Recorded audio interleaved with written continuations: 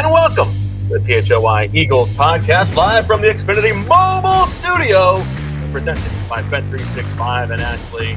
I'm Bo Wulf, joined today on a Monday by the king of the snappy snaps, the snappity snapperoos. That's right, it's our Eagles man, our tape maven, our NFL draft analyst for all city, Fran Duffy. Fran, how the heck are you? Bo, it's a good Monday. Anytime we can come out, break down film off of a win, it's just like a little bit of an easier morning, like less angst getting ready for the show. Like what else? We got to talk about negativity. The fans don't like it. The chat doesn't like it. You got argument in the chat. There'll probably still be some arguing in the chat today, but it'll be a little bit more peaceful, I think. Half of the people are saying Jalen Hurts is terrible. What are you guys talking about? Half of the people are saying Jalen Hurts is great. What are you guys talking about? Well, it's all familiar. this is we're in our element. It's late. It feels like late October now. It feels like late October. I like that. Okay, let's get to it, Fran. No more nonsense. No more chuff. Let's get into it. DeVonta Smith, a monster career game for him. The long touchdown, all of that stuff. He's demanding it. EJ Smith breaks it down for us. He's going into the locker room. He's yelling at people. Give me the goddamn ball. Under center play action. I know it. I know what they're doing. What did you see from DeVonta specifically? And as we work through this, I want to ask you if you believe, as this team looks for an identity, maybe DeVonta is the key to figuring out what works for them on offense. Just listening to DeVonta at all times.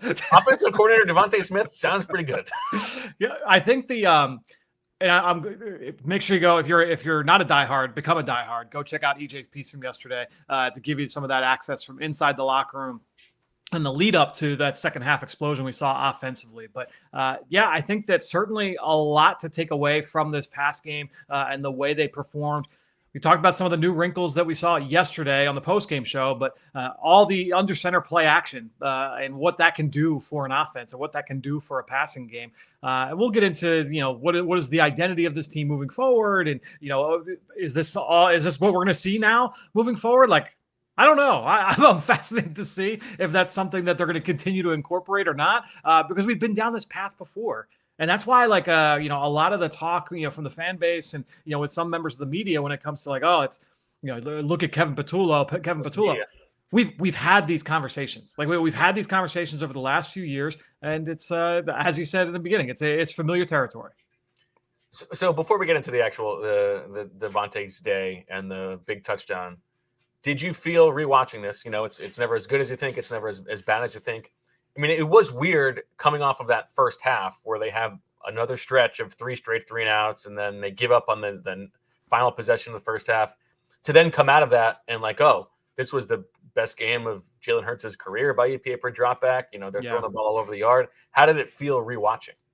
It was definitely, to me, this is and our friend Denis Selman, the professor, did a great job of illustrating this on social media after the game last night in terms of success rate. This was not a high success rate game, but from an EPA standpoint, you get the explosives. You have the ability to strike fear into the heart of defenses down the field. Now all of a sudden, you just have a different feel to the pass game and a different feel to how defenses are going to try and play you. And so I do think that ability to stretch the field and be aggressive, that adds another layer to this offense. We can talk about how you get to that point, but by hook or by crook, if you are more explosive, if you are more aggressive, that makes you harder to defend, even if the success rate is not there on a down-to-down, series-to-series basis. And so, to me, that's the biggest change. And now we'll see if they're able to build some continuity there in terms of how they get those explosives. Okay, I was going to save this for later, but this is the big picture conversation I want to have with you. Okay. So we'll just push DeVonta off for another minute. Yeah. I feel like, and I have not tested this. I have not looked into this. I was just thinking about it today because we'll get to the defense, and I'm a little bit worried about the defense. And my thought is, on offense, I care way more about EPA per drive and the EPA measurements than success rate, because I do want you to look for explosive plays, and I think that is okay if you are not successful on a down and basis, but you are potentially opening things up to then hit the long ball. I think that's fine. Whereas on defense, I care way more about success rate than EPA per play and EPA per drive stuff, because I feel like if you are a good defense on a down and down out basis, the turnovers are going to come, stuff like that. And we'll get to that from the defensive side of the ball. But I don't know. Do you agree with that? I do to an extent. I think the big thing for me, right, is that when you look at how both pass games operated yesterday, when Carson Wentz held onto the football for long periods of time and tried to be aggressive down the field, you saw some of those turnovers, right? You saw the interception, obviously, Drew Makuba in the second quarter, but largely on those plays, it didn't go well for Minnesota. And then for the Eagles, conversely, it went really, really well. I think that when we see some of these plays, and we're going to break it down and we'll talk through it as we go.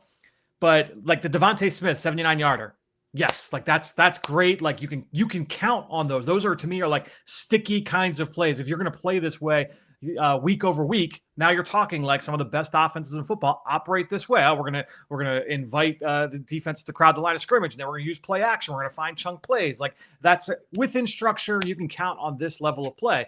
When you get into like the AJ Brown touchdown, the first one on the opening drive, where it's scramble drill and Jalen Hurts drops back and he's like, oh, he's not sure what he sees. And now he's looking around, the protection's holding up. And then he points AJ Brown. It just happened that AJ Brown was matched up on a safety and they were able to take advantage of that matchup in that one instance. That's not as sticky. That's not as easier. So to me, like it's how you come by those explosives. No, but then you think about the Lamar Jackson Ravens offense. If that is part of your DNA of leaning into that's not terrible. If it shouldn't be what the offense is built on. Right. It's not terrible. It's just volatile. And so if you are going to live that way, there's going to be volatility with the pass game. That's where I do think that right now the 2025 Eagles, they are a passing team, and I felt that way over the course of this is a team that they have not been able to run the ball with consistency. We're not seeing explosives. We're not seeing success rate or positive EPA from the run game, right? You're not getting either right now. And so I think that the best version of this team is through the pass game. Now it's incumbent upon Jalen Hurts and the coaches to make sure they're getting the most out of that pass game. So if they are not going to do the under center play action and a lot of the motion and the bunch sets and all those different things that we always talk about that all the other offenses are doing. If you're not doing the empty sets and finding layups for the quarterback, and if you're going to go on these like low probability throws, it's going to be volatile. And so if they don't have the run game to lean back on, I think that's going to be the state of this offense moving forward. Okay, let's get into DeVonta and let's do it, Fran, through the prism of the Ace Hardware temperature check, because you know that after a game like that, DeVonta is heating up. That's right, Ace Hardware Home Services. Visit acehardwarehomeservices.com to get started on your next project. Okay, take us through the first of what I'm sure is many screeny grabs, grabby grabs, screeny shots to come. Let's go to the first shot here. Julia, let's go to DeVonta TD. So we're going to go to the first one. And as EJ was able to share with us from the locker room, this was something that DeVonta Smith saw early on in the game. The Eagles ran a handful of 6 O-line sets, 12 personnel, where the second tight end alongside Dallas Goedert was offensive tackle Fred Johnson. And when the Eagles lined up this way, the Vikings responded by crowding the line of scrimmage, bringing up the safeties closer to the line. And so you had Josh Metellus, who is their big nickel, their starting strong safety. He becomes a big nickel for them on most downs. He plays kind of like a hybrid role. Harrison Smith crowding the line of scrimmage. And DeVonta Smith saw that very early, a very first snap. You could see he's like eyeballing it. He sees, all right, this is the way that they're lining up. And you saw that. And once you take a look at that, you could see like, okay, he's got eyes on the way that Minnesota is lining up here. They ran the same set again, and Minnesota did the same thing. This was the first one. This was a run for Saquon Barkley for a handful of yards to the left side. They ran it again, and it was a penalty from Jordan Mailata that came back. So they ran it twice before they come out and they run this next play, which DeVonta was calling for. And basically, again, you can kind of see from this shot, look at all that space. You bring all those defenders up close to the line of scrimmage. There's a lot of green grass, a lot of real estate for the receivers to be able to work. And so DeVonta Smith called for this play. Julia, if you go to the next shot, we'll see now that they're calling it. This is just a classic post-cross combination where you're going to have the post route vertically over the top. You have the cross or the dig route from the opposite side, and then you have a check down underneath from the tight end. So Jalen Hurts, you're basically working touchdown to check down on this play. You've got the touchdown potential for DeVonta Smith. If the safety is sitting on top of that post route and you can't go there, all right, well, then the dig should be open to A.J. Brown. But just in case one of those underneath defenders gets into the passing lane, then you're going to Dallas Goedert. So you're going 1, 2, 3. It's an easy kind of progression, all within the vision of the quarterback off of play action. It's basically a max protection look with 6 offensive linemen. This is a really, really well executed, well drawn up play concept, and it's pretty common throughout football. Now, the thing is that, and DeVonta talked about, hey, they crowded the line of scrimmage. One thing that Brian Flores did often in this game, and Julia, if you go to the next shot, one thing that Brian Flores did in this game was he did bring 6-man pressure. So like what would equate to a cover 0 blitz where, all right, you're going to bring 6 and you've got 5 in coverage against 5 eligible receivers. But it was not your typical cover 0 where it's just, all right, it's man on man, no safety help. It was a zone defense behind it. And this was something we talked about last week with Dane is going back to that 2023 game where they played kind of like a soft, like sticks defense and everyone was passing routes off. In this game, they did it like 3 or 4 times in the first half and even into the third quarter where they played with 2 deep safeties and then 3 defenders underneath. So it was like a version of cover 2. Obviously, there's only 5 defenders out in space, so those guys had to cover a lot of ground, but it really felt like Brian Flores wanted to major in these split safety zone coverage looks and try and confuse Jalen Hurts because it's something that Hurts has struggled with over the course of this season. And the first time they ran it here on this play, Hurts ends up, he doesn't like what he sees. He bails and he rolls to his left and he runs into a sack, runs out of bounds. And so on this play, this was early on in the game, they ran this exact coverage. So they come back. Let's fast forward now. Go to the next shot here, Julia, and you can see they're going to run the same exact coverage. Again, loaded line of scrimmage. You have all these guys up. It's going to be a 6-man blitz, 2 deep safeties. One of those safeties is going to be Isaiah Rodgers. So it's a version of an invert cover 2. Rodgers, the corner to DeVonta Smith's side, he's going to drop as a deep safety. It's going to be up to DeVonta to defeat Rodgers on this route.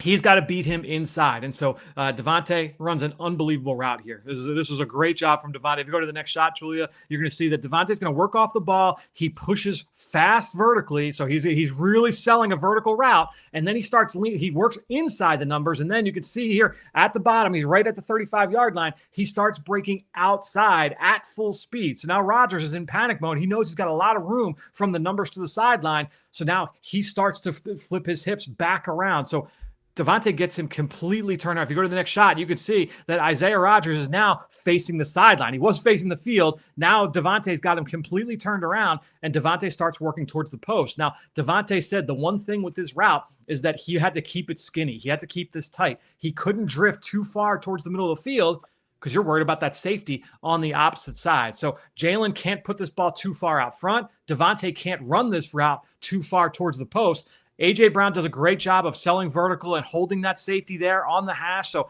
A.J. does his job on this play. DeVonta did an outstanding job with his route. And then you got Jalen Hurts delivers a beautiful throw. We go to the next shot here. That's just A.J. Brown circled. Again, just holding that safety. And that's the last one from that play. But just a great job. Under center play action. Attack downfield. It's beautifully done all across the board.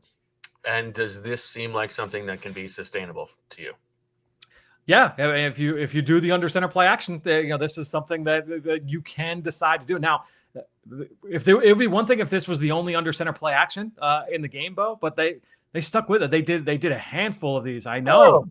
Insane, and they were able to get chunk play. The very first one went to that. It was like just a basic play action boot, and this is like like a high school type of play. Every team in the NFL runs this play, and it went to Dallas Goedert for 2 yards underneath. Like not a big deal. But then after that, it was chunk play, and we just looked at the second one. That was a big one. But Julia, if you go to DeVonta PA, there were a couple more here where again they come out in a heavy type of set. And it invites the defense to crowd the line of scrimmage. So it'll be DeVonta PA1. This first one we're looking at, they come out in a 6 offensive line set. So you have Fred Johnson out there, and they come out with the same idea. They're going to crowd the line of scrimmage, and the Eagles just take advantage. There's a lot of space to work with. You see here that you've got the heavy set. It's a similar type of route concept against the same exact coverage. Julie, if you go to the next play, you're going to see that the Vikings drop out into that 2 deep, 3 under kind of look with a 6-man pressure. So to the far right, you've got the 6 defenders coming, and you've got DeVonta Smith working on the deep in cut. And again, there's just a ton of space to be able to work with. If you go to the next shot, I made the circle as large as I could, and that there's not another defender within that radius to attack DeVonta Smith. Now, this ball did come out a hair late from Jalen Hurts. You'd like to see him kind of cut this loose a little bit faster, and now you're hitting DeVonta in stride, and now he's got the ability to create some yards after catch, but he is able to hit DeVonta for a first down this one. DeVonta took a shot from Harrison Smith there on that play, but they came back again and they ran another version with a different kind of route concept, but same idea. Julie, if you go to the next one.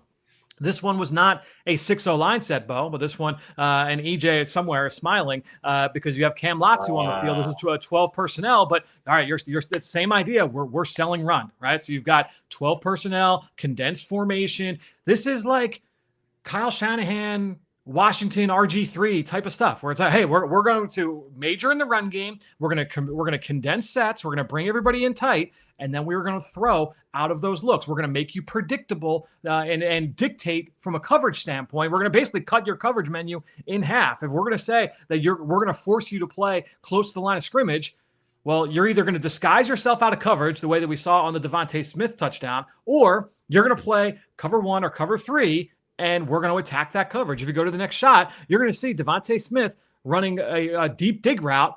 And there's nobody close to DeVonta Smith, and Jalen hits him here for another chunk gain. And so to me, like this is something that, yes, I hope that the Eagles are watching this over the course of this week and saying let's do more of this, right? Like, well, more of these kinds of plays, because this is Jalen Hurts within structure. And by the way, this is like Jalen is holding on to the ball for a decent amount of time here. This is like the average time to throw is going to rise with plays like that. But that's why I always say that holding on to the ball for long periods of time, that's not created equal across all plays. And these are good examples where it's okay for him to hold on to the football as long as you pay it off in the end with some big chunk plays down the field. I think this was like the 3rd longest time to throw he's had in the game in his career as a starter, something like that, to your point. My question is, it working so well and, DeVonta being so open, will that be the case if teams don't think that this team is so committed to running against a brick wall that they're not willing to do that? Well, and that's where you have to start getting, all right, well, if the run game's not working, then you mix it in with you get the RPOs working with the slide routes to Dallas Goedert in the flat, like anything to say because they do have to stay committed to the run game to an extent. They can't go full Cincinnati Joe Burrow, in those that end of it where it's like, all right, we're not going to respect their ability to run it at all. I do think that they're going to continue to try and find ways to see. They got to get Saquon going, because honestly, he had a couple runs yesterday where I'm like, man, that he did a great job of finding 7 yards on that play. They're just not getting consistent blocking right now, man. And again, it was more the same. Like there were some, it was like, oh, Brett Toth lost at the point of attack, or, all right, Tyler Steen lost to Jonathan Allen here on the backside, or, Cam Jurgens couldn't get up to the linebacker and he misses on Blake Cashman and it goes for 4 yards instead of 8. It's just that they just got to get, they just got to get a little bit better. Everybody's got to get a little bit better at the point of attack in the run game. 4th longest time to throw of his career. Here you go. I correct myself. Okay, let's take a quick break, hear from some sponsors, and we'll continue going with the review of the offense and a career day for DeVonta Smith and Jalen Hurts on the other side. So Julia had a good weekend, went to the Notre Dame game, had an awesome time from what I understand, but she said, hey, Bo, while I'm gone, do you mind house sitting for me? I said, sure, of course, I'm happy to go. And I get there, and I want to watch the games. Unfortunately, total mess when I got there. I mean, glitching, switching between apps, trying to find the game, lagging, buffering.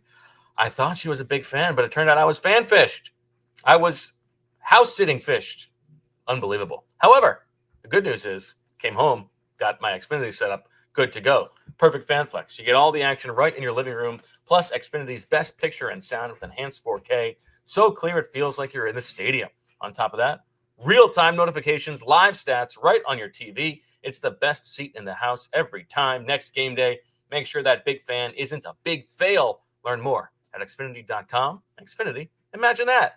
Restrictions apply. Multi-view requires Xfinity 4K capable TV box.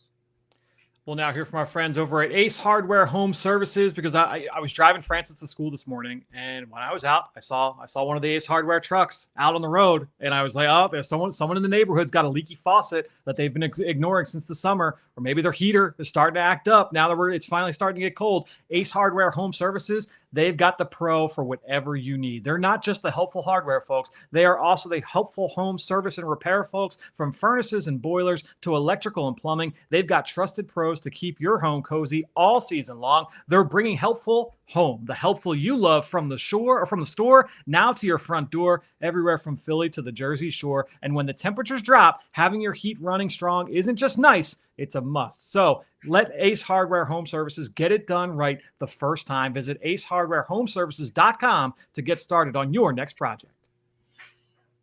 All right, back on the PHLY Eagles podcast, presented by our friends at Bet365 and Ashley. And Fran, where do we go from here? Let's go. I want to take. All right, let's talk I about. want to ask you a question, because yes, you mentioned before when I was asking about how sustainable is this, and this is when you lean into the RPOs. Didn't you we've talked about how it feels like every game plan they've got one thing, and this week was the under center play action thing, and it was weird that we didn't see the RPOs in this game.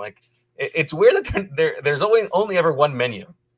They did run a few RPOs. It's just that Jalen handed them off every time. Okay. I don't think, I'd have to go back and look at my notes. I don't think he threw one RPO in this game. And there were a handful that they did run, and he handed them off. And there was at least one where I was like, oh, he probably should have thrown that one. So I would like to go back and check. But there was at least one for sure. I'm like, oh, he probably should have thrown that one. It was they ran the one that they ran the most in this game was kind of like an inside zone with Barkley, and then you had Dallas Goedert running like a little arrow, like a quick in cut behind it that would have gone from nice yardage. At least one or two of those occasions.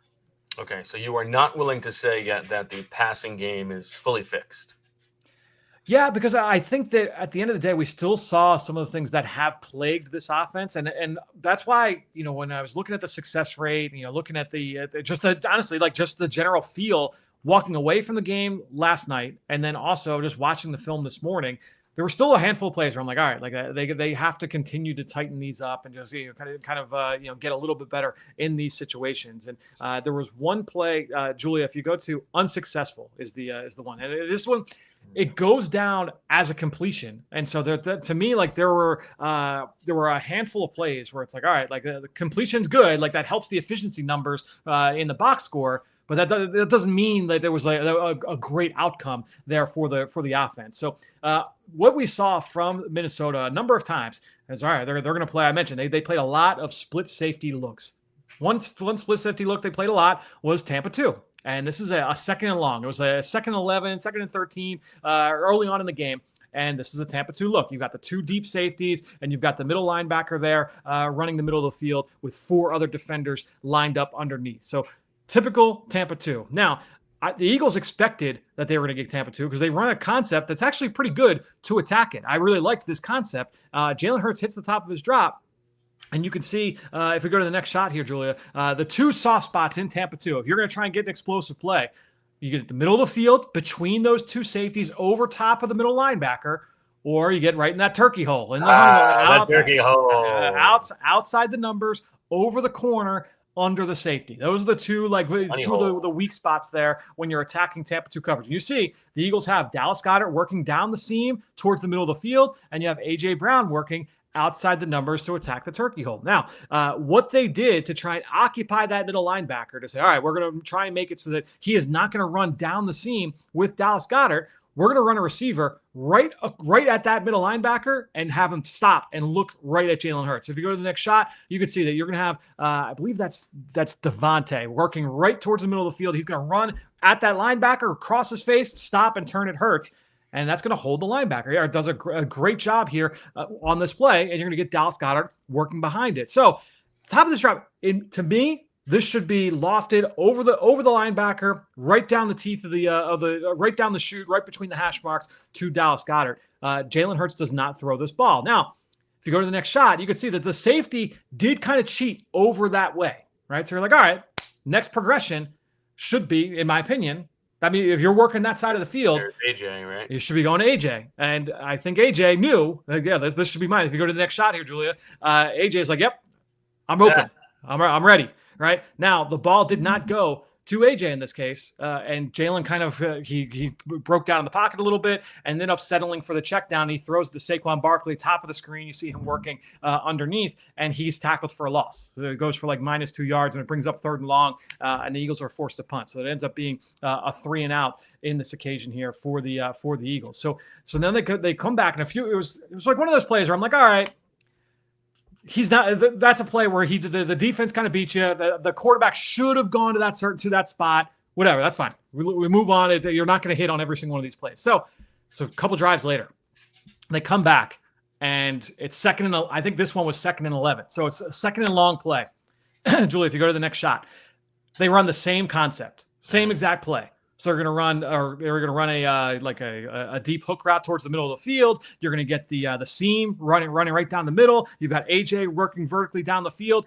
They expect. Coach is thinking we missed a touchdown on the last play. Let's call it again. Let's call it again in the same down and distance. Second and long, 2nd and very long, 2nd and 10 plus. Let's run the same concept. Minnesota's going to run the same coverage. Well, this time they didn't run the same coverage. They ran quarters. And on this one, so now everybody's buttoned up. There's no clear throw here for Jalen Hurts, and he ends up taking a sack. If you go to the next shot here, Jalen ends up taking a sack. This one, I believe, was the Eric Wilson sack.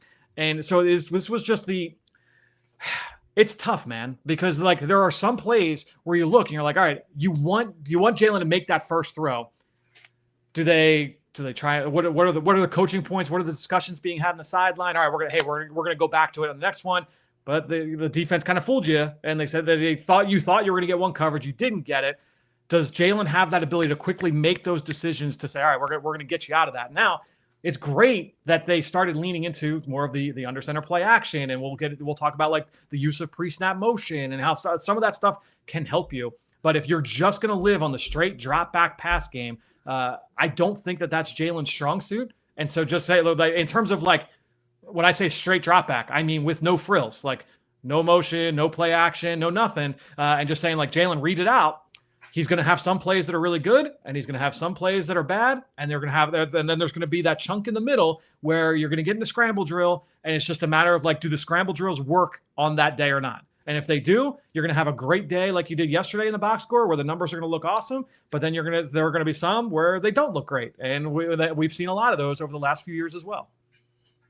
Well, and I think that goes back to the big picture conversation we were having about success rate versus EPA per drive, which is that if you're going to be big play hunting, it's okay if you miss a couple, if there are going to be more to come. Right? No question. And that was a point that I remember. I'm trying to remember which game it was. It was one of the early games where we talked about how like they're not running vertical routes. They're not running anything down the field. And so if you only run 3 or 4 in a given game and you miss on 2 of them, all right, well, your margin for error is so small. And so now that you are seeing them be more aggressive down the field, to your point, like, you're going to hit on some of those plays. You're going to make the defense pay. Okay. All right, let's take our second break. Come back. I think we've got one more thing to talk about on offense, maybe a little scramble drill discussion, and I want to hear your thoughts on the running game, and then we will get to a defensive discussion after these words from our valued sponsors. If your home needs a little TLC, or you're dreaming of that next big vacation, maybe even to see one of your Philly teams play, listen up. TrueMark Financial's HELOC Select just got even better. The rates just dropped, making it more affordable to put your home's equity to work. So if you need a new kitchen, you want to make some big repairs to your house, maybe you want to knock out some debt, with the HELOC Select, you can access your cash all at once or just when you need it. We are talking total flexibility, just like a good game plan or an Olympic gymnast. Make it happen today. Visit one of TrueMark's 24 branches or head to truemark.com/PHLY. That's TRUMARK/PHLY. And get in the game today. Federally insured by the NCUA, Equal Opportunity Lender, NMLS 404938.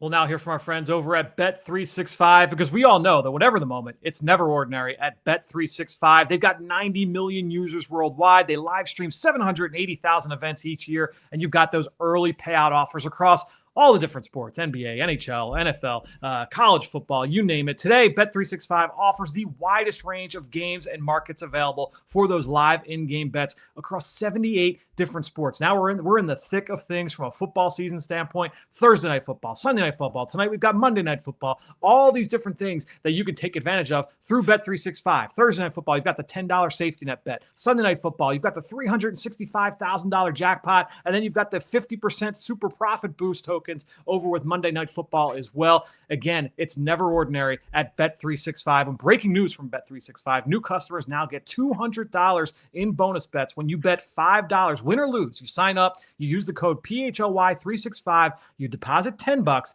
place a bet for $5, you get $200 in bonus bets if your bet wins or loses. Bonus bets can be used on the spread, totals, player props, futures, and more. Whatever the moment, it's never ordinary at Bet365. Must be 21 or older and physically located in PA. If you or someone you know has a gambling problem and wants help, call 1-800-GAMBLER.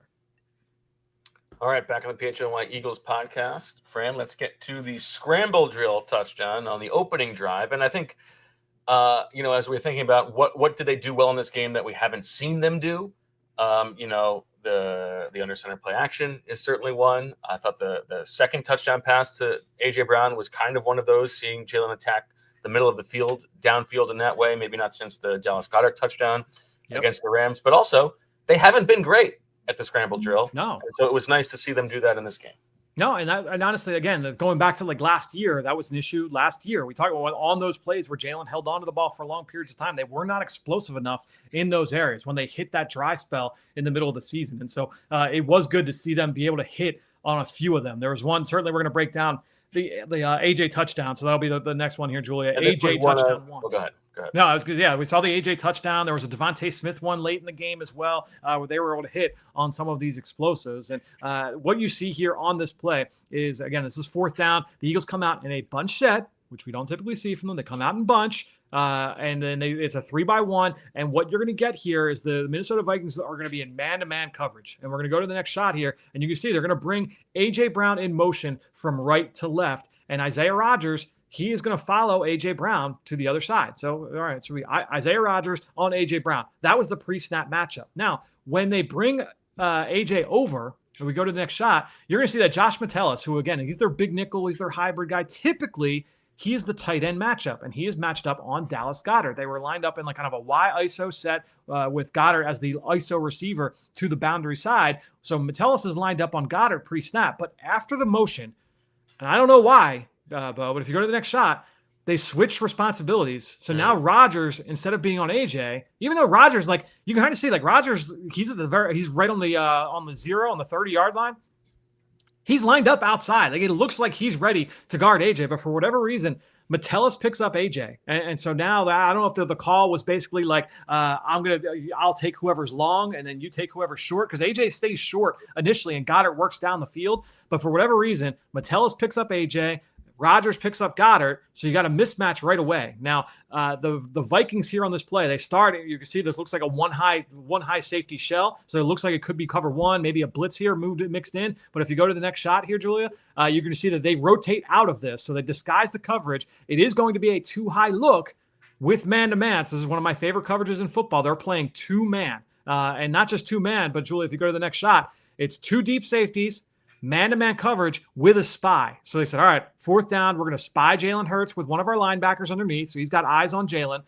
You've got very aggressive man coverage across the board. So everybody's playing really aggressive because you have those two safeties over the top. So everybody's clamped down. You have Metellus being really aggressive with AJ, and basically Jalen drops back against a three-man rush. Great pocket, great protection.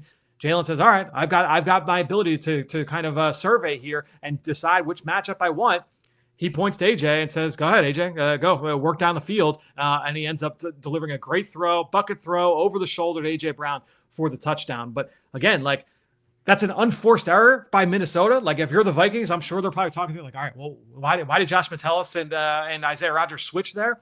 But that doesn't happen if you don't have the pre-snap, if you don't have the motion, right? That's one of the benefits of using pre-snap motion is that you can force the other team into mistakes. And clearly on that one, Minnesota, I think assignment-wise, would like to have that one back. And this was one of, like 2 or 3 successful dropbacks for the Eagles in the first half. Fran, I know we have a graphic on just how much that flipped from half 1 to half 2. And it really went from like the only things that worked were kind of out of structure to, 8 for 12 successful plays in the second half. Anything else that jumped out to you in terms of what changed?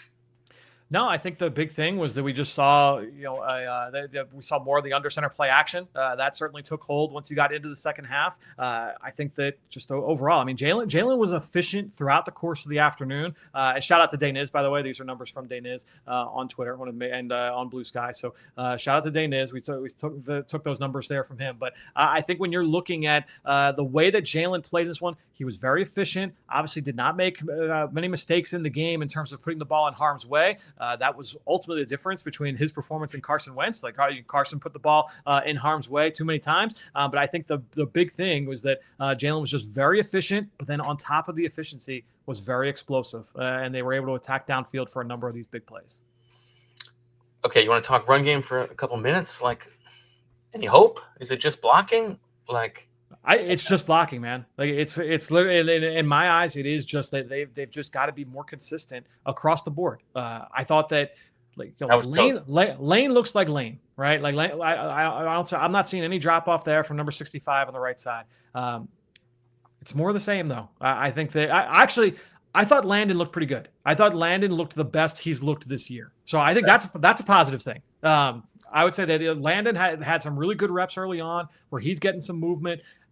You're hoping that, all right, if Landon's 100%, maybe not 100%, but if Landon's getting close to that, you pair him with Jordan. If Jordan's starting to get a little bit healthier, now that left side, gets ironed out. I guess we'll find out to see what the deal is with Jurgens and what that means. But I think overall they just got to get it better across the board. Toth? More of the same. Like it was there were a handful of plays where like Jonathan Allen stood him up on one. He's a backup player. He's a reserve player, and those guys are going to lose against starting defensive linemen. Well, if Jurgens is out for an extended period of time, would you prefer to see Drew Kendall get a shot, or Jason Kelce comes out of retirement? No. Come on. I got to bring him off IR. I don't know if he's healthy. gotta get Willie Lampkin in there. No, I would like to see Drew Kendall. I think that if Cam Jurgens is out, ideally, I think you're at a spot where you just have to be able to see. Actually, shout out to BLG. BLG brought up a great point with Shield over on the Philly Special podcast on Sunday night that Brett Toth has had major issues with shotgun snapping over the course of his career, like in practice. And so is that a reason why they went more under center in this game to avoid that? I think that's a very, very good point. And again, like, is that something we're going to see next week? If Cam Jurgens is back, all of a sudden do they feel better about staying more in the gun? I think that's a really, really good question. Yeah, that's fair.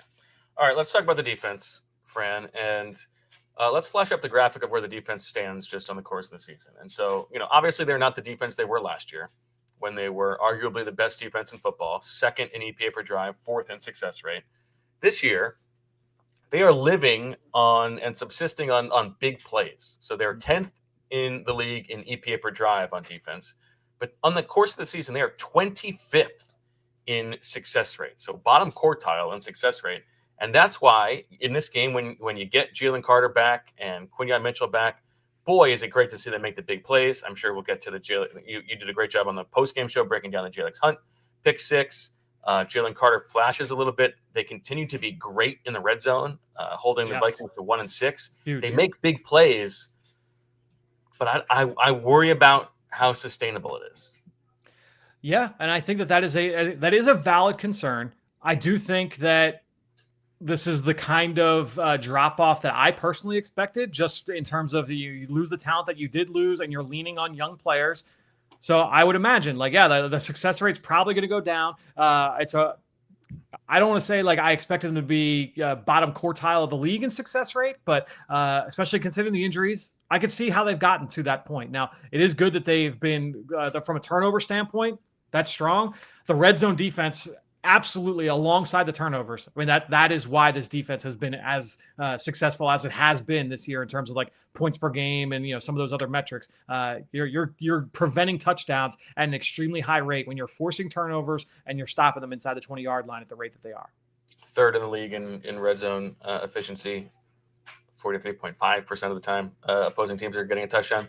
Do you think that if we're thinking about Howie's plan of attack for the trade deadline and what he can, if let's say he's got one major chip to use, would it be worthwhile to try to bandage over a defense to turn it from okay to good? Or do you think it would make more sense? And I don't know what this would be on offense, but would it make more sense to try to turn the offense from good to great? I don't know what you're adding to this offense personnel wise that would give it a boost. I mean, I don't know. Like, I'm asking honestly. Like, I don't know what kind of player they would go and add that actually would be usable. Yeah. Right. Like what are they going to guard? I don't know, but like it's not like that's the thing. Is like Steen. I know it's like Steen hasn't been bad, and it's so predicated on guys knowing exactly where to be and right. how to play next to each other. What about another tight end? I guess. I mean, yeah. Like if you want to get someone that can be like a strong blocker, but I don't know. Let's just go with more Fred Johnson in that role. I'm good with him playing 9 to 15 snaps in a game. So I'm okay leaning into that. Yeah, I'm just there's so many resources now, like draft pick wise on defense. I don't know. Well, that's I think when you get into in the next spring, that's a different conversation. But it's hard in terms of like what can they do. I don't know what's fixing the defense. I mean, I think that if they found a way to get an upgrade at the other corner, like that, I think that's worth it. But it's got to be the right move. To your point, you said this yesterday on the postgame show. Like you already traded a pick for Jacorian Bennett.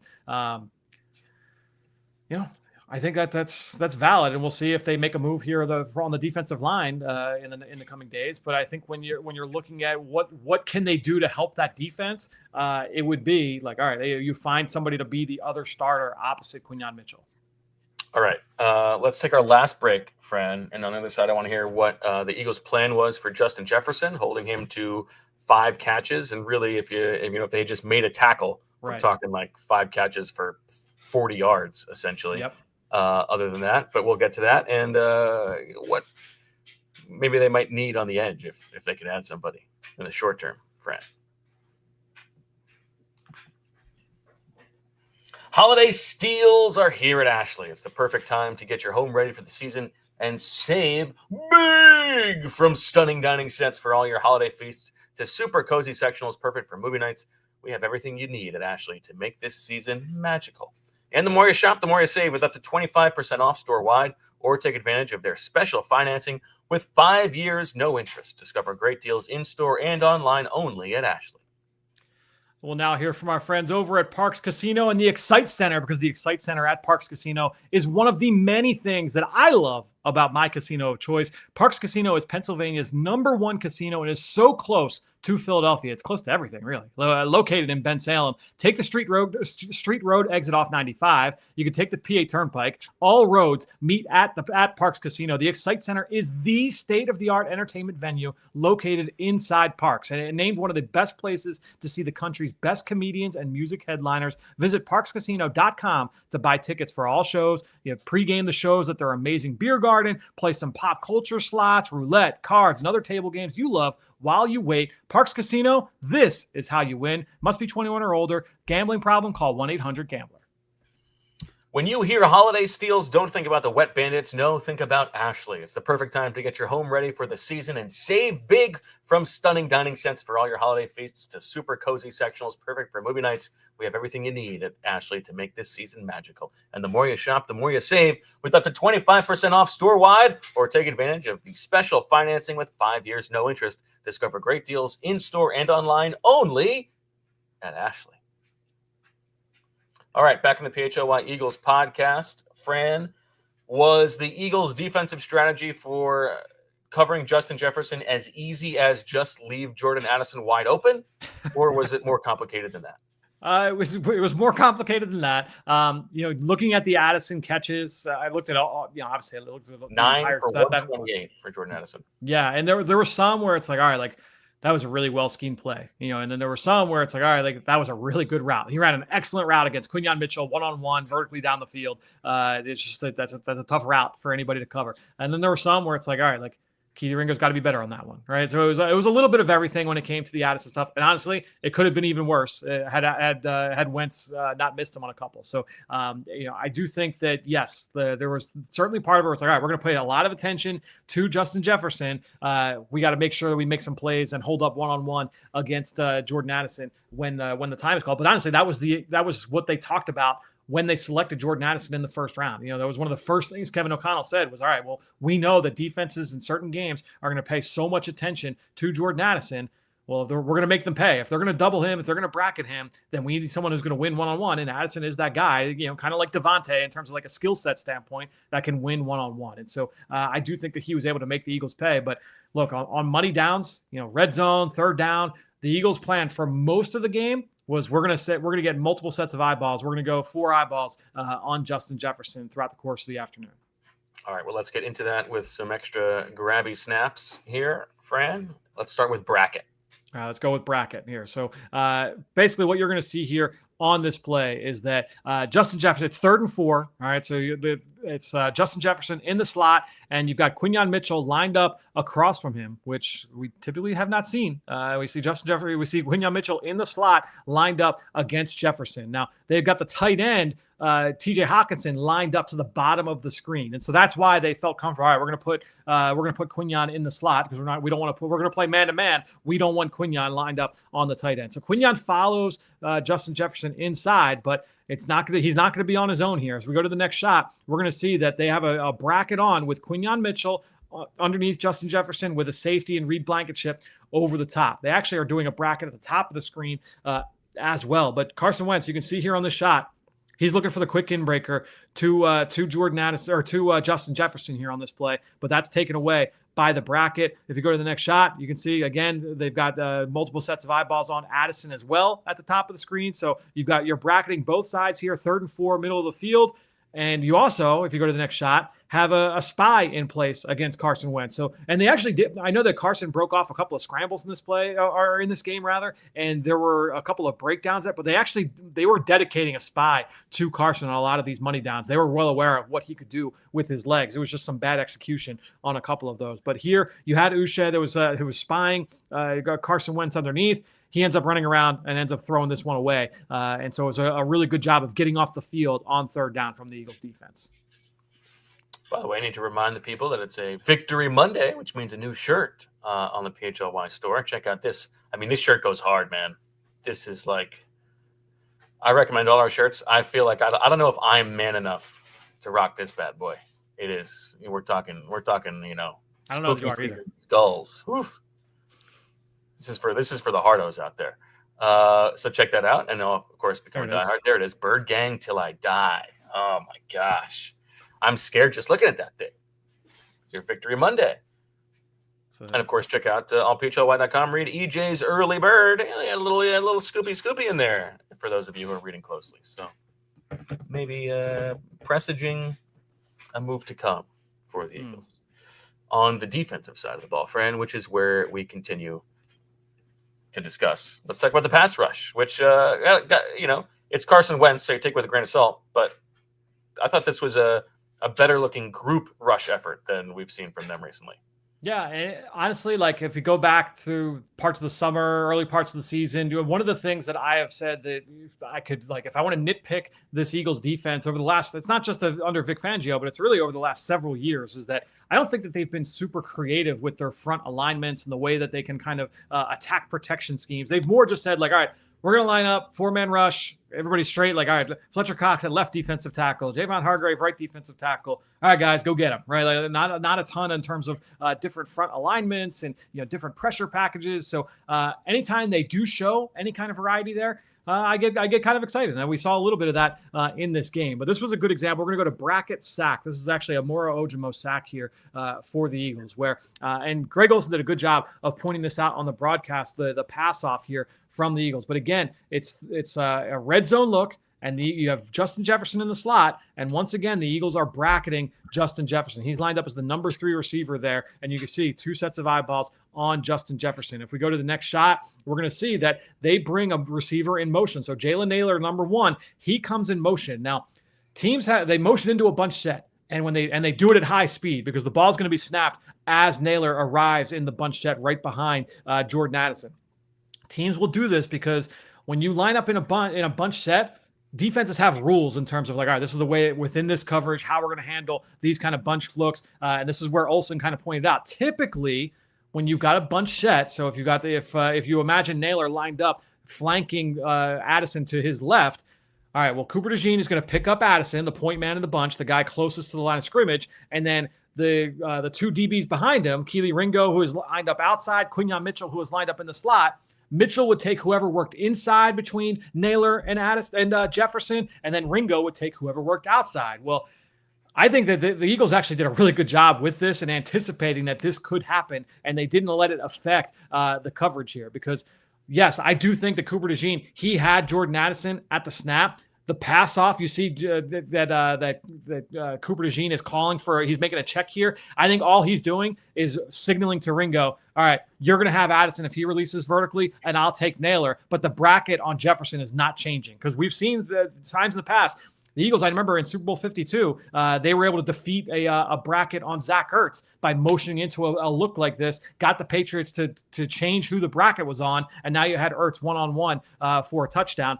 Similar kind of thought here, but the Eagles didn't bite. They didn't change the call here. So if we go to the next shot, we can see, all right, here's the pass off. Cooper DeJean is going to pick up number 1, Naylor, towards the middle of the field. Keely Ringo is going to pick up Addison, and the bracket is still going to remain on Justin Jefferson. If we go to the next shot, you can see that Quinyon Mitchell is staring down Jefferson, and you've got the safety on that side, Makuba. He also has eyes for Justin Jefferson. Ringo's one-on-one, Cooper DeJean's one-on-one. Really good job on that side. Really good execution and forcing Carson Wentz to hold on to the football. So Wentz didn't have a throw here on this one. If he did, it would have needed to be perfect. It would have needed to be right at the top of the drop, far outside. If he let it drift inside at all, Quinyon Mitchell is the threat to kind of take this to the house. So it was a really nice job there from the Eagles secondary. Now, getting back to the front aspect of it, if we go to the next shot here, the Eagles load the front on one side. We talked about this last week where, all right, you got 3 defensive linemen over to one side. You've got 1 defensive lineman all the way out wide on the other. So there are 3 defensive linemen line up to the left. So I'm working from left to right here. You've got Jalen Carter standing up as a defensive end. You've got Josh Uche standing up. You would say as a quasi-defensive tackle, but he's still over the tackle. And then you've got Ojimo lined up as a 3 technique over the guard. On the far right side, you've got Jalix Hunt. So he's the far side. Now, typically, when defenses line up this way, you're going to try and because you're expecting, all right, those 3 guys, especially when they're misaligned that way, where you've got Carter lined up outside and you've got a defensive end, alarm bells should be going off for whoever is setting the protection here for Minnesota, that there's going to be some kind of a stunt, some kind of a game or a twist here with the Eagles defensive line. And so if you're going to do that, if you go to the next shot, you are going to slide the protection that way with the guards. You want to take, now it's going to be 4 versus 3. So 4 offensive linemen against those 3 Eagles defensive linemen. And then you're going to have the right tackle one-on-one with Jalix Hunt. So if you want to prevent that as the Eagles, well, now you have to do something to keep that guard's attention over to that side. Well, with how often the Eagles have sent Zach Bond, and in this game you have Nakobe Dean, they've done it with Jahad Campbell, with how often they have sent those guys from depth, well, now you're forcing defenses to make sure that they respect that threat. So if you go to the next shot here, you can see, to me, like when you have Bond lined up over the tight end with Jalix Hunt lined up over the tight end, you have Kobe Dean kind of leaking over that way. The safety is stacking Dean. I think that they're a little bit worried. All right, well, there could be another blitzer coming from this side. Now, right, they were wrong here, and I think that if they would like to have this one back, but if you go to the next shot here, you're going to see the right guard, 76. He's staring down to Kobe Dean, Zach Bond that whole way. He's got eyes to the right-hand side. So that means it's 3 versus 3 over to the offensive left side. Ojimo flies off the ball and crosses the center's face immediately. He's trying to loop inside and get that center to completely over. Because remember, Ojimo started over the guard. So he is flying across the center's face. So the center initially opens up that way. Well, now he's got to get on his horse and completely reverse course and get back the opposite direction. So he's going to go really fast one way and then go really fast another way. For a 300-pound man, that is very difficult to do. Ojimo knows that. He knows that the center has no help to his left side because the left guard, 74, he's going to have eyes on Uche. So this is a great move here. This is actually, Hargrave was really, really good at this. Jalen Carter is very, very good at this. Understanding when the guard or when the center is going to overset. Well, now I'm going to use my club, or I'm going to use my fast change of direction to cross back the opposite way. So you get Ojimo. If you go to the next shot here, Ojimo throws him a really hard and violent club with that outside arm, clubs inside, and now he's going to work right through that A gap and is able to get home 2 cards. If you go to the next shot, you can see now that Ojimo he's got a clear run at Carson Wentz. Great move from Ojimo here on this one. But what I love too about this, 74, the left guard, he's not blocking anybody because Uche's spying Wentz here on this play. So again, you had the double brackets, but you also had the spy. So you had it's only a 3-man rush here for the Eagles, but you still had a free run with Ojimo. So it's nothing crazy. If you go to the last shot here, you also see Carson getting ready to try his big duck and under move, but he ends up getting sacked from Ojimo. It's nothing crazy, but it's just like little things here that I like seeing from the Eagles defense that we have not always seen in the past. You know, again, that's just not something that they have always majored in terms of just changing up the front alignments and messing with protections in that way. This was second down, right? Yes, I believe so. I believe that was second down. I can. If you're the Vikings, do you want, like, when the front is so overloaded like that, do you want him audibling to a run? Just run behind the right guard? It's a good question. I would say no, because that was in the like they need to score kind of situation. That was in the here. I can tell you actually right now.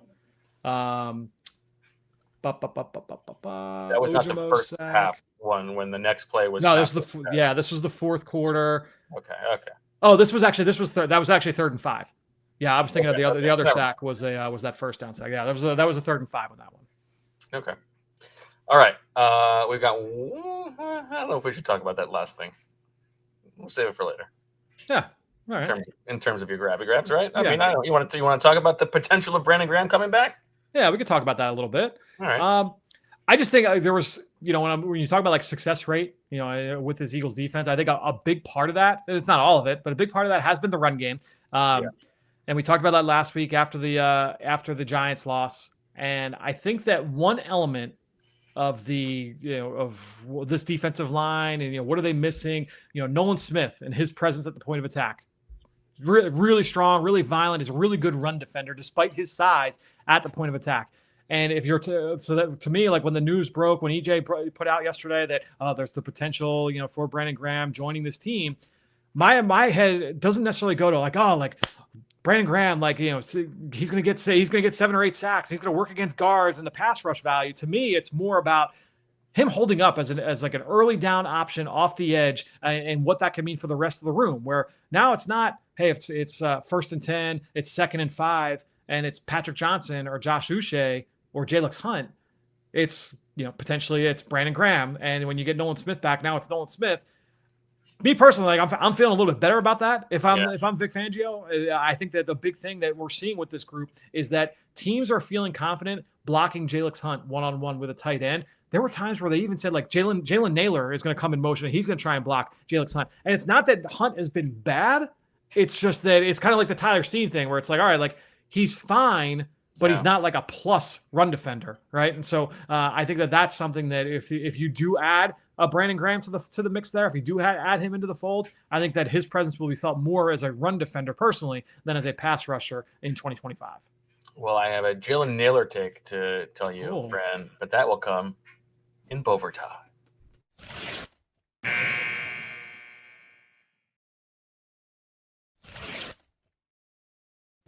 Jalen Naylor, one of the best spoonerisms in the NFL.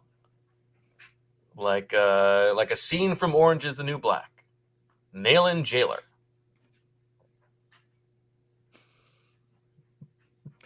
I've got nothing to add on that one. Is there another spoonerism that comes up? I mean, I could dig some up for you. Yeah, that's a good one. That's a good one. Okay. Um, Go ahead. The other question I had, there was a defensive question I had for you that I did want to ask. I mean, obviously, we'll see what happens. I guess a corner with Adoree Jackson with his injury. What that could mean for Keely Ringo. You mentioned all right, Jacorian Bennett was an injured reserve. His clock could be coming down in terms of when they can. I know what your question is. Your question is, do you think, given until they get to the bye, well, they have all these injuries in the secondary, would it make sense to play Cooper DeJean on the outside full time, even in nickel, and let the man himself, Brandon Johnson, take over as the full time nickel? And I think yes. I think the answer is yes. I don't know about if Brandon Johnson is necessarily the answer, but could it be Parry Nickerson, who is playing in dime ahead of Sidney Brown? Could it be Mac McWilliams? Is there a role there for him, or do they feel like they have to go outside the room for that one? That's an interesting question to ponder. I mean, the distance that Sidney Brown has fallen, not only losing dime snaps to Parry Nickerson, but also losing safety snaps to Marcus Epps when Reed Blankenship missed time before. If the Eagles are going to make like a player for player trade at the deadline, I feel like Sidney Brown is the guy who could go. Yeah, I think that's definitely fair. Maybe he ends up in Minnesota since he likes Flores. There you go. Our guy, wannabe GM, is throwing out Alontae Taylor. How do you feel about that? I mean, look, I drafted Alontae Taylor in our 32-team draft back in the spring, or the summer. Yeah, so I love Alontae Taylor. You love Alontae Taylor. That would excite me. Yes. Okay. I would imagine that would be. You'd have to give up something of value there. Like I would imagine at least a 3, at least. Taylor's a good player. He plays outside. He plays inside. He's a good player. And it is Alontae Taylor, not Taylor Alontae? It is Alontae Taylor. Yes. Gotcha. Okay. Anything else? Just as you buzz through this bad boy that popped out to you? Like that Tank Bigsby run, I bet. Sure. Yeah. It was a nice run. He's a velocity runner. Like just hand him the ball, let him go. Is there another play? You don't have to. No, I'm just looking to see. It was good because we didn't get any kind of replay whatsoever on the Makuba interception. So like, what did Carson Wentz see there? There was a challenge that that they didn't even show. Like remember there was the incompletion. He challenged a pass. Right. They never even showed us the replay of what was being challenged. They also missed the opening kickoff of the game. Come on. I mean, look, who knows? They could have shown if they missed the opening kickoff at the expense of maybe showing some shots from Super Bowl 52, then all is forgiven. But they went instead. They went instead with the shots of the two of them together in 2020. Correct. Yes. But I think it was a good week for you anyway.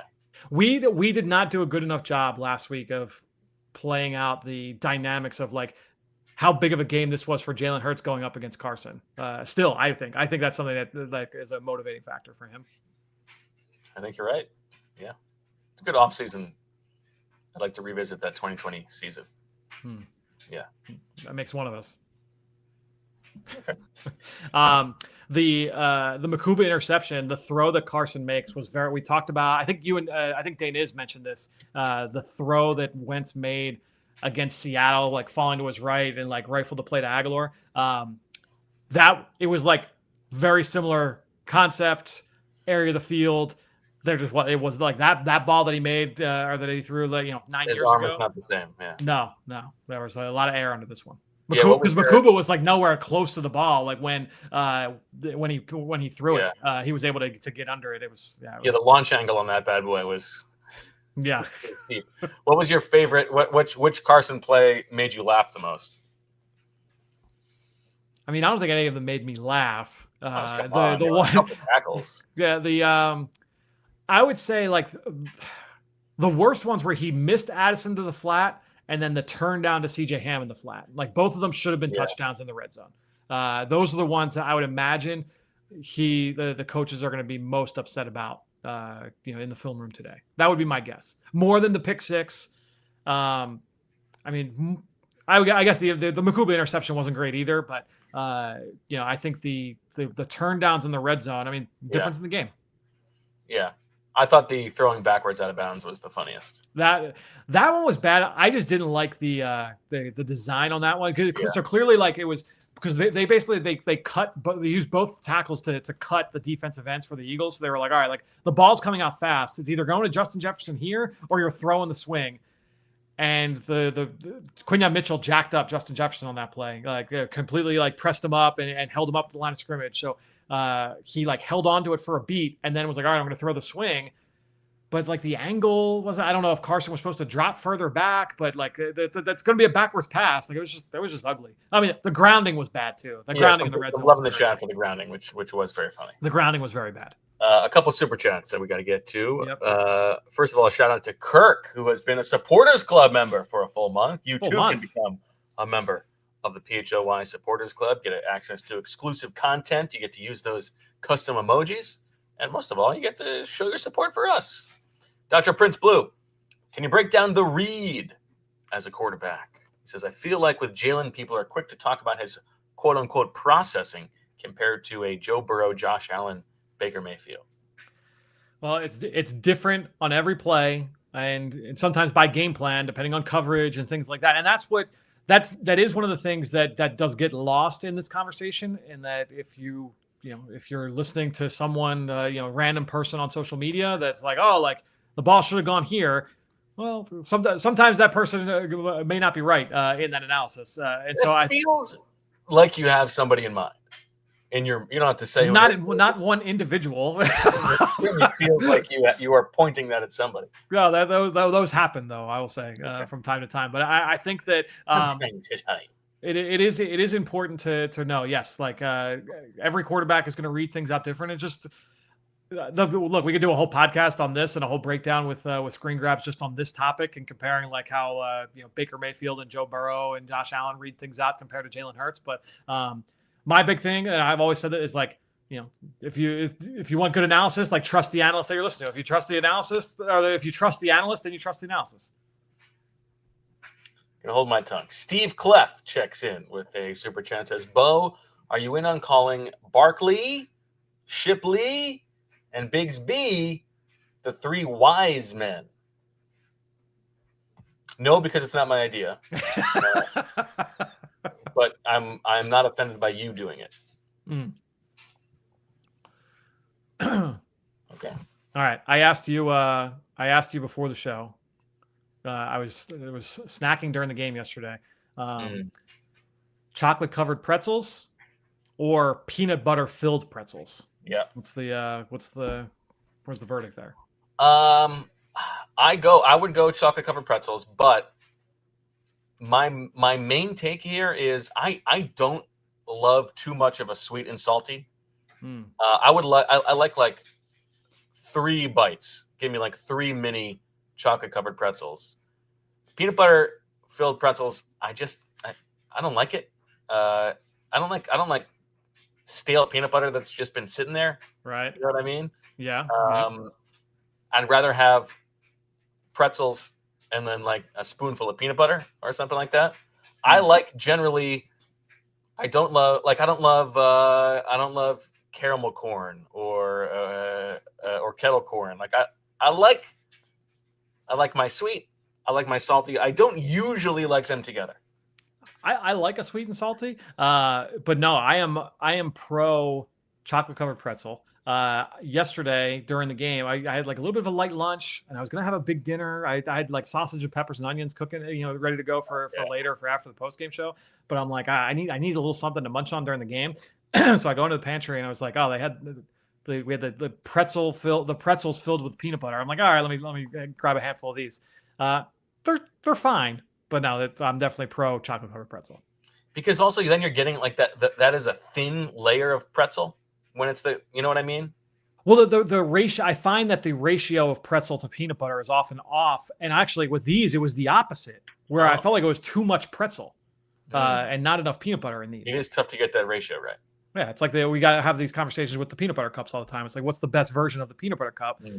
Nothing to me replicates the old reliable, the original. You start getting into like the holiday versions, and you get into like the mini versions, and I people don't disagree. like Give it. me that Easter egg Reese's. Oh, see, to me, that's the best it's all version about for the me. original, the OG.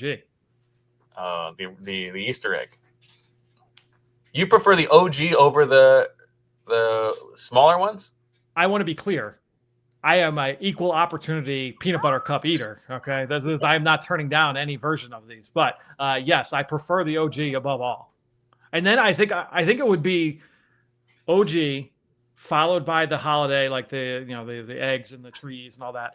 Then followed by the mini, like the minis. I feel like it's not enough chocolate. I think it's not enough chocolate there in the minis. I would say that I prefer the minis to the OG. Yeah, that's I like that ratio a little bit. Also, it feels like the OG, it's a real indulgence, whereas you pop in a mini, you're basically having a salad. Like it's just that doesn't even count. Even if you have 8 of them, that's fine. Yeah, I mean, look, chocolate peanut butter combination stuff like that's one of my go-tos when I'm sitting in my upstairs office watching film. That's one of the go-tos. Is any kind of combination of chocolate peanut butter. Okay. Well, that's the breakdown that we were looking for. Yeah, Mr. Duffy. Thank you very much. We will see you next on Thursday, although maybe some other content coming on the PHLY channel.